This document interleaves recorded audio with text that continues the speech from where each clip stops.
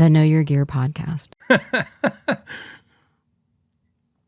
I'm laughing at Kevin's question. Kevin's question says, does paying $7,000 for a guitar make it a $7,000 guitar, or did you simply pay $7,000 for a guitar? Man, Kevin, that question is great. I feel like we all should be high to talk about it. But more importantly, I felt not that pain, but I felt pain like that. Like have I paid something for a guitar that I don't know if it's worth that? Yeah, just because I thought I really wanted it, but I don't know. I'll stick with what I always say. I really believe this. People just spin their comfort zone, and other people try to always rationalize it, but always filter it through your comfort zone. It makes more sense. The reason I say that is it's because, like I told you guys, if let's say, for argument's sake, that I've sold $1 million worth of guitars, one person handshake at a time. Let's just say that because it's true, right? Over a period, I mean, obviously way more than that, but in a period of like 13 years, right? So one person at a time, just add it up. That's a lot of guitars. I mean, think about this. I didn't sell $20,000 guitars, right? I mean, high-end guitar for us would be like $2,000, $3,000. And that was, obviously we were mostly in the $1,000 range. So it's $500 guitars, $300 guitars. You're selling a lot of guitars, one person at a time. What I learned selling guitars to people, all kinds of people, all walks of life, all genders, all levels of playing, all that stuff is people spend absolutely what I'm saying, their comfort zone. And here's why I mean that. Okay.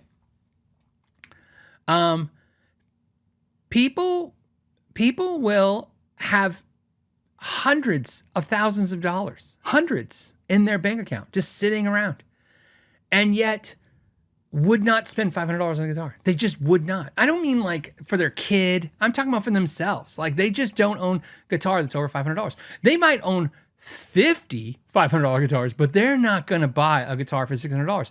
In fact, I'm not even talking hypothetically. This is for a fact. I know I have a customer who's kind of a friend because we really know each other from the years. And I say we're friends, right? We're acquaintance friends. And I know he could go right now and write a check for a house, cash. He would not spend $600 for a guitar. And he'd look at a guitar for $629 and go, yeah, if it ever goes on sale, think about it. He just wouldn't spend the money. But on that note, for a person like that, I can tell you the other person. I know a person who would spend $1,000 on a guitar. Not only did they not have any money in their bank, they were putting it on credit. They didn't even have a job. They were like I literally watch people go, okay, I want this guitar. It's $1,000. I don't have a job. I have a credit card. I think I can get a job and get a paycheck in the next 30 days and pay on this credit card. That's a comfort zone. That statement alone right now, when you're listening to that, some of you are going to go, yeah, I do that. And some of you are going to go, oh, I understand that. And some of you are going to go, that would give me anxiety to insanity. And also some of you are like, I would not buy what I want if I had the money in the bank. So again, I've just learned that it's the comfort zone. It's really I thought people always talk about means, like who's buying all these $7,000 guitars? Like it's all doctors and lawyers. I'm like, no, it's dudes who have figured out how to do it as well. Like I said, if you've worked in a music store for any period of time, any of you all, I don't care how long you did, have seen where somebody comes in with a bunch of gear to trade, a bunch of it. Like they want a guitar, it's $2,000, and they have 10 things to trade. They have rolled up pennies. They have a Starbucks, $3 left on a Starbucks card. I'm not kidding. Like 4 pieces of bubble gum, like, right? They just have like whatever it takes. They're just going to figure it out how to get that, right?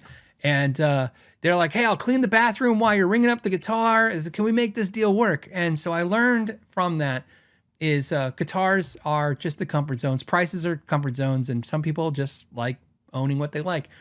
I don't know. So me personally, I fall into the category of, other than the exception of the crazy universe, that's it. I mean, a couple of crazy guitars, but I mean, that's the craziest guitar. And that was pretty much my wife's doing.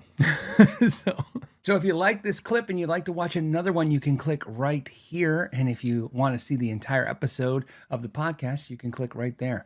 As always, thank you for your time and know your gear.